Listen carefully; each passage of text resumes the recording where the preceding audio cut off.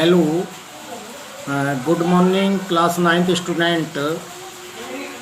Today 22 July 2020 on Wednesday.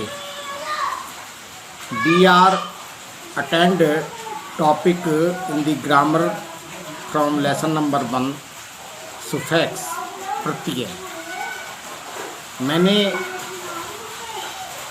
कल आपको मंगलवार में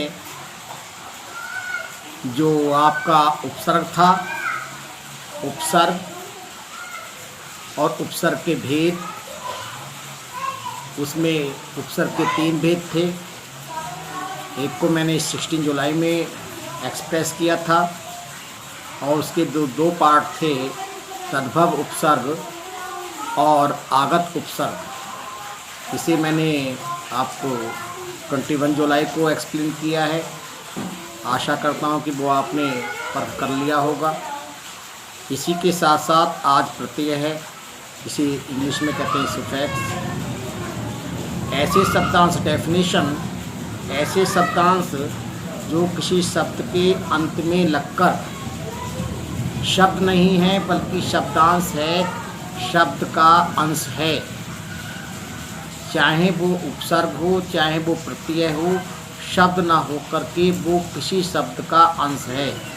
इसलिए डेफिनेशन में आता है ऐसे शब्दांश जो किसी शब्द के अंत में लग करके या शब्द के पीछे लग करके उसके अर्थ में परिवर्तन कर देते हैं, उसे प्रत्यय कहते हैं. प्रत्यय जैसे कोई भी शब्द आप ले लीजिए, जैसे वर्ड है पढ़ाकू. तो पढ़ाकू शब्द में जो मूल शब्द है वो है पढ़, और इसमें जो है आकू प्रत्यय लगा है और नया शब्द बन जाता है पढ़ाकू. इसके बाद फॉर एग्जाम्पल वर्ड है भयावना. तो अगर भयावना की हम संधि विच्छेद करें, उसमें मूल शब्द और प्रत्यय छांटने का प्रयास करें, तो भय और आवना. आवना जो है वो शब्दांश है जिसने भय के पीछे लग कर के उसके अर्थ में परिवर्तन कर दिया है. इसके बाद आपका है फॉर एग्जाम्पल दूध वाला.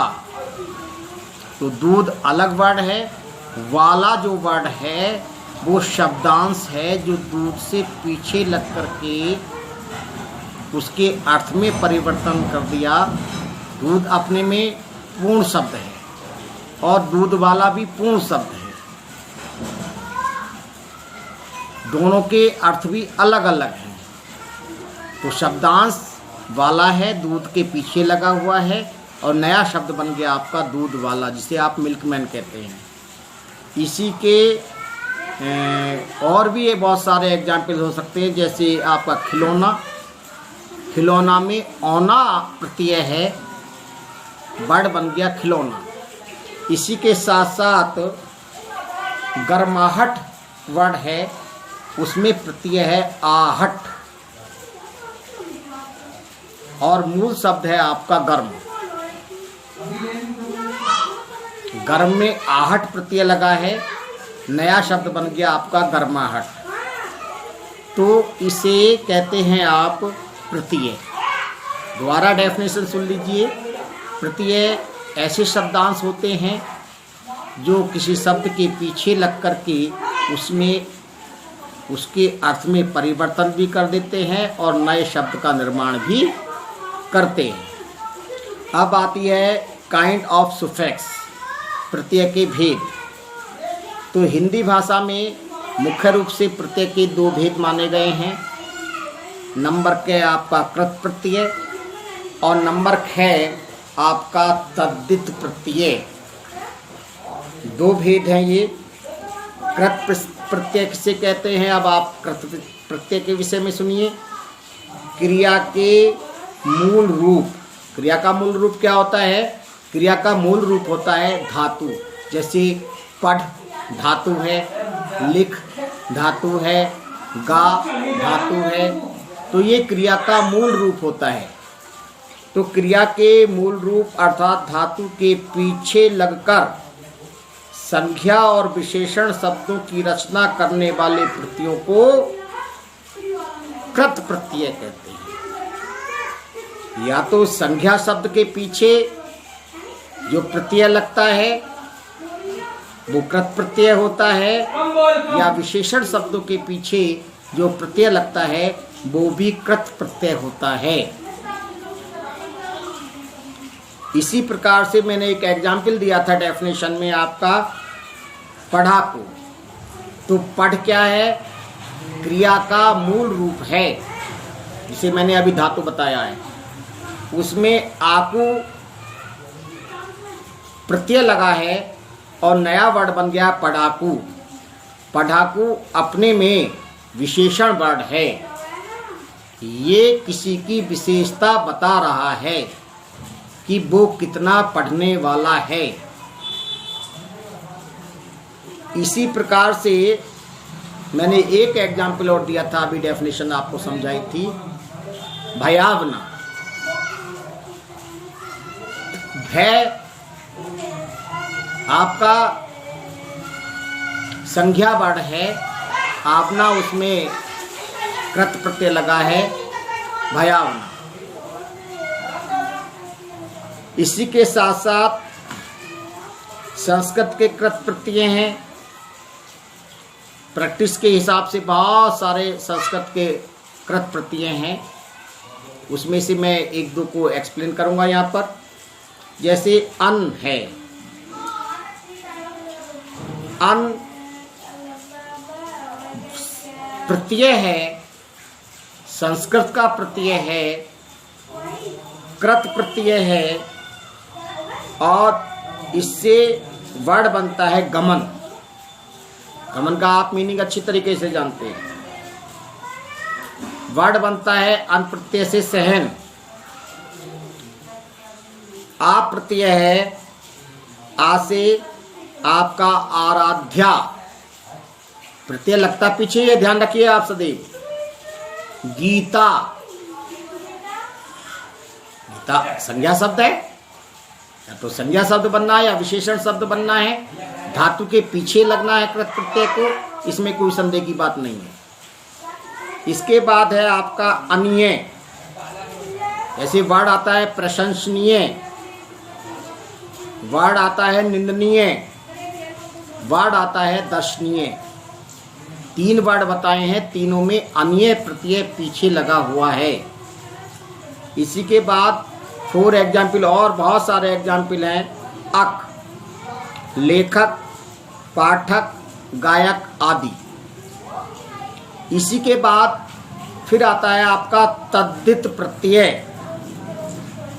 तद्धित प्रत्यय की आप डेफिनेशन देखिए पहले तो। संज्ञा, सर्वनाम, विशेषण आदि शब्दों के पीछे लगकर जो प्रत्यय शब्द बनाते हैं उन्हें तद्धित प्रत्यय कहते हैं। ये प्रत्यय सर्वनाम शब्दों के पीछे भी लगते हैं, तद्धित प्रत्यय विशेषण शब्दों के पीछे भी लगते हैं, और नए वर्ड की इंफॉर्मेशन करते हैं, नए वर्ड की व्युत्पत्ति करते हैं। जैसे 4 एग्जाम्पल, वर्ड है देवत्व। अगर हम इसकी संधि विच्छेद करें तो हमें पता चल जाएगा इसमें मूल शब्द क्या है और कौन सा तद्धित प्रत्यय लगा हुआ है। देव जमा त्वय, तो त्वय इसमें तद्धित प्रत्यय है, वर्ड बन गया है देवत्व। इसके बाद आपका आता है लेखकीय, वर्ड है लेखक, इसमें ईय प्रत्यय लगा है और नए वर्ड की इंफॉर्मेशन हो गई है लेखकीय। सबसे पहले इसके टाइप की बात आती है तद्धित प्रत्यय के, तो जातिवाचक संज्ञा से भाववाचक संज्ञा बनाना, जातिवाचक संज्ञा से भाववाचक संज्ञा बनाना। इसका मैं एक दो एग्जाम्पल आपको बताता हूँ। जैसे जातिवाचक संज्ञा आपकी बाल, लड़का, बच्चा, दानव, मित्र, पंडित, पुरुष, सोम, बहुत सारे वर्ड हो सकते हैं। इसमें अब प्रत्यय क्या है, जैसे पन है, पन में बाल शब्द में अगर पन प्रत्यय लगा दिया जाए तो नया वर्ड बन जाता है बालपन। बालपन विशेषण वर्ड है। जैसे आपका लड़का है, इसमें पन प्रत्यय लगा दें तो हो जाएगा लड़कपन।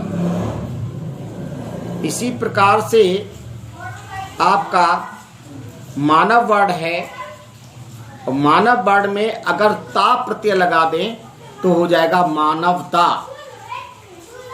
इसी प्रकार से पुरुष में त्वय प्रत्यय लगा दें तो क्या हो जाएगा, जैसे अभी देवत्व हुआ था तो ये हो जाएगा पुरुषत्व।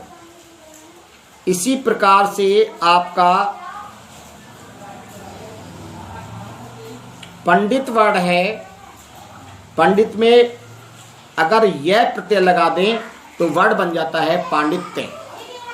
तो इस प्रकार से जातिवाचक संज्ञा से भाववाचक संज्ञा बन गई, पीछे वर्ड लगा है प्रत्यय मूल शब्द में। इसके बाद है व्यक्तिवाचक संज्ञा से अन्य संज्ञा बनाना। जैसे अन्य संज्ञा में व्यक्तिवाचक संज्ञा के वर्ड हैं आपके भरद्वाज, पराशर, वसुदेव, कुरु, पृथा आदि। इसमें आपका वर्ड आता है पराशर। पराशर में अगर ए प्रत्यय लगा दिया जाए तो ये हो जाएगा आपका पराशर। इसी के साथ साथ कुरु वर्ड है, कुरु वर्ड में अगर ए प्रत्यय लगा दिया जाए तो अन्य संज्ञा शब्द में बन जाता है कौरव। इसी प्रकार से विशेषण से भाववाचक संज्ञा बनाना। विशेषण वर्ड है, जैसे मूर्ख है, वीर है, सूर है, कायर है। मूर्ख शब्द है, मूर्ख में ता विशेषण लगा दिया जाए तो भाववाचक संज्ञा बन जाती है आपकी मूर्खता। इसी प्रकार से कायर वर्ड है, इसमें ता प्रत्यय लगा दिया जाए तो भाववाचक संज्ञा बन जाती है कायरता। इसी प्रकार से संज्ञा से विशेषण बनाना नंबर 4 में है। संज्ञा आपकी ये सब संज्ञा वर्ण है, मुख, लोक, भूत, धर्म।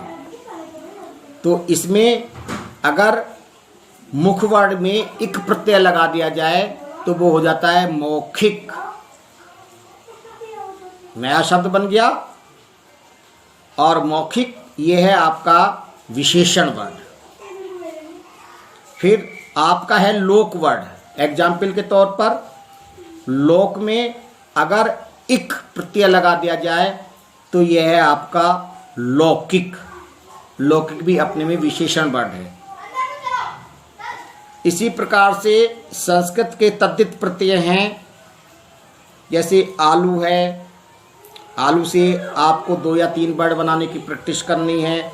इत है, इमा है, ये सारे प्रत्यय हैं जो शब्द के पीछे लगने हैं। जैसे आलू से श्रद्धालु वर्ड हो गया, जैसे इत से हो गया आपका तरंगित वर्ड, जैसे इमा से हो गया आपका कालीमा।